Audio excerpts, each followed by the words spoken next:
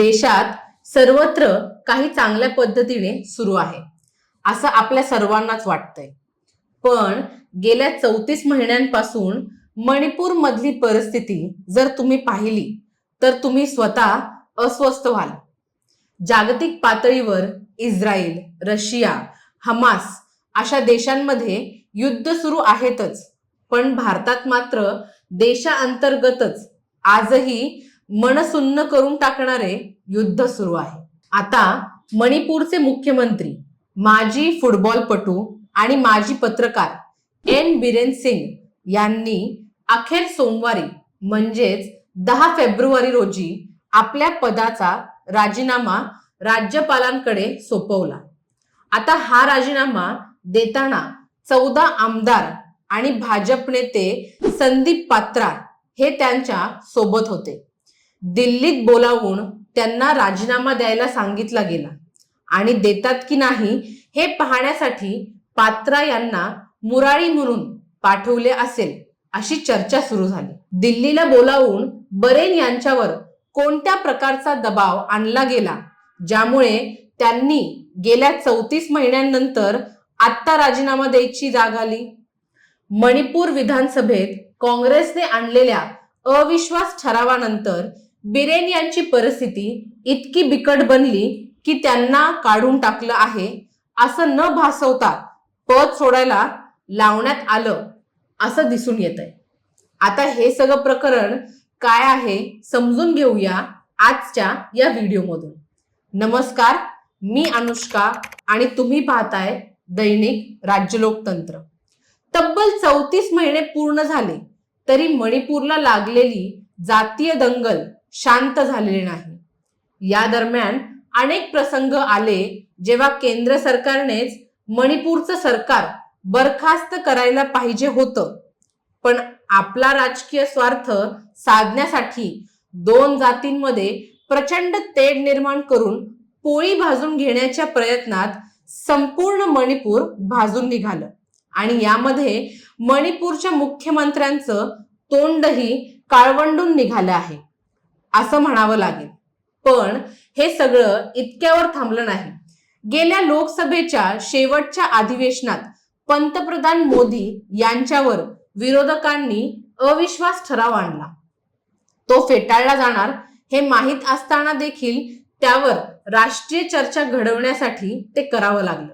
आता मणिपुरी महिलांची भर रस्त्यात झालेली विटंबना, कारगिल युद्धातील वीर सेनानीने मी देश वाचवला पण पत्नीची आबरू वाचवू शकलो नाही अशा शब्दात व्यक्त केलेला शोक संपूर्ण देशाला अस्वस्थ करून गेला.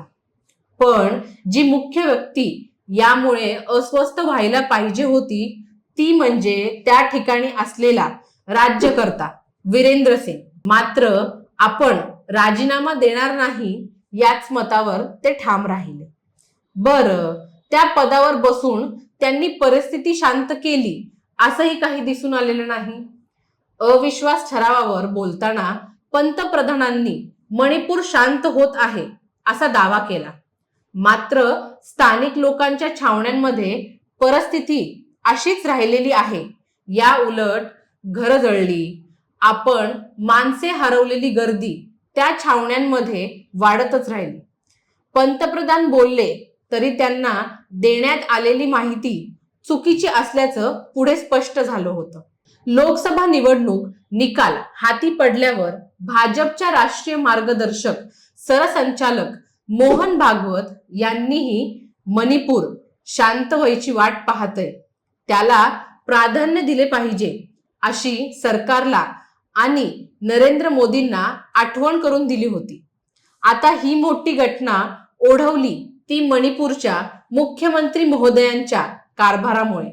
एक राष्ट्रीय फुटबॉलपटू आणि कधी काळी मणिपूर मधील तरुणांच्या मनातील शब्द कागदावर उतरवून त्यांना आपले महत्त्व निर्माण केले होते. मात्र 2017 पासून मुख्यमंत्री पदावर विराजमान झाल्यानंतर ही कुडची प्रदीर्घ काळ आपल्या बुडाखालून हल्ली नाही पाहिजे यासाठी त्यांनी ज्या पद्धतीचं राजकारण केलं आणि त्या काळात ज्या पद्धतीने वातावरण बिघडत गेलं त्यामुळे मणिपूरची परिस्थिती बिकट झाली.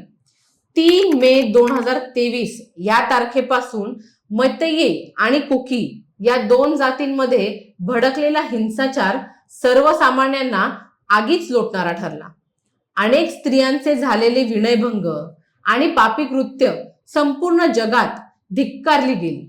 मात्र तरी सुद्धा गुळाला मुंगळात चिकटल्याप्रमाणे एन बिरेन सिंग आपल्या पदाला कवटाळून राहिले.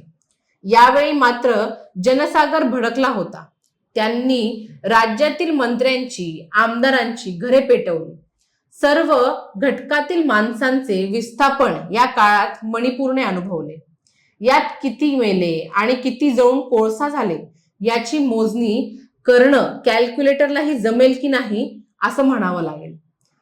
अशा काळातच मणिपूरची परिस्थिती हाताळण्यासाठी केंद्रीय गृहमंत्र्यांना सुद्धा अपयश आलं आणि खुद्द पंतप्रधानांना एकदा मणिपूरला जाऊन दाखवावं असं आवाहन विरोधी पक्षाकडून दररोज मोदींना दिलं होतं. आता कर्तृत्ववान असणारे नरेंद्र मोदी हे आव्हान स्वीकारतील आणि मणिपूरला जातील व त्यांच्या आतमध्ये असलेल्या दैवी शक्तीने संपूर्ण मणिपूर एका मिनिटात शांत करतील असं आपल्या सगळ्यांनाच वाटत होतं.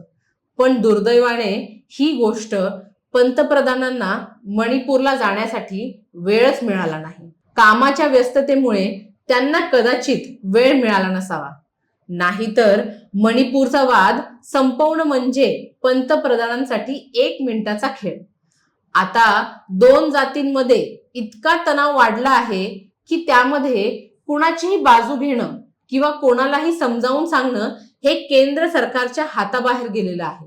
हे मान्य करण्याशिवाय पर्याय राहिलेला नाही. या जनतेला विश्वास तरी द्यायचा कसा आणि त्यांचा राग शांत करून त्यांना सामान्य जीवन जगण्यास तयार तरी कसे करायचे हा आज देशासमोरचा मोठा प्रश्न निर्माण झालेला आहे. एखाद्या प्रकरणात विरोधकांनी राजकारण करू नये असे आवाहन सत्ताधारी करत असतात. पण या प्रकरणात राजकारण केलं नसतं तरी सुद्धा सत्ताधारी पक्षाला काही मार्ग काढता येईल अशी वाटच मोकळी राहिलेली नव्हती. लोक ज्या पद्धतीने एकमेकांच्या जीवावर उठले आहेत त्यातून वाचणार कोण आणि परिस्थिती सुधारणार कधी याची उत्तरे आज देखील कोणाकडे नाही. एन बिरेन सिंग यांच्या राजीनाम्यानंतर एखादा गट तरी शांत व्हावा अशी अपेक्षा आहे. यामुळे राजकारणासाठी लोकांमध्ये तेढ निर्माण करणं सोयीचं असतं. पण एकदा लावलेल्या आगीचा भडका वाढत जातो आणि आग भडकल्यानंतर तो वाद हाताळणं हा नेतृत्वाच्याही आवाकाच्या बाहेर जातं. मणिपूरमध्ये योग्य वेळेला राज्यकर्त्यांनी आपली भूमिका समजून हस्तक्षेप केला असता तर ही वेळ आली नसती असं सातत्याने म्हटलं जातंय. आता मणिपूरमध्ये एकाच राज्यात 2 देशांच्या प्रमाणे सीमा निर्माण झाली आहे. हाती शस्त्र असलेले 2 समाजाचे लोक आपापला भाग वाचवत असल्याचं आविर्भावात हिंसक घटना घडवत सगळं काही सुरू आहे. माध्यमे जरी याकडे दुर्लक्ष करत असली तरी सोशल मीडियावर या गोष्टी आता लपून राहिलेल्या नाहीत. सर्वसामान्य आणि निष्पाप लोक यात हकनाक बळी गेले आणि आजही जात आहेत. सगळीकडे एक प्रकारची दहशतच आहे.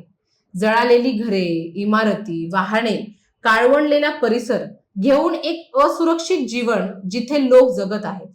कधी हिंसा सुरू होईल आणि कधी जीव जातील याचे डोंगरी आणि मैदानी दोन्ही भागात निश्चितपणे सांगणं मुश्किल झालेलं आहे. आता या राज्यात अशाच प्रकारच्या घटना घडल्या आहेत. त्यानंतर त्या ठिकाणी असलेल्या लोकांच्या मनाची मनधरणी करणं जवळपास मुश्किल आहे. एन बिरेन सिंग गेले तरी त्यांचा दुर्दैवी सत्ताकाळ या प्रदेशाला नेहमीच एका हट्टी राजकारण्याची आठवण देत राहील ज्याने आपल्या भागाचे नरकात रूपांतर केले. मणिपूर घटनेवर तुमची मते काय आहेत आम्हाला कमेंट करून नक्की कळवा आणि राज्य लोकतंत्र चॅनलवर नवीन असाल तर चॅनलला सबस्क्राईब करायला विसरू नका. धन्यवाद. दैनिक राज्य लोकतंत्र.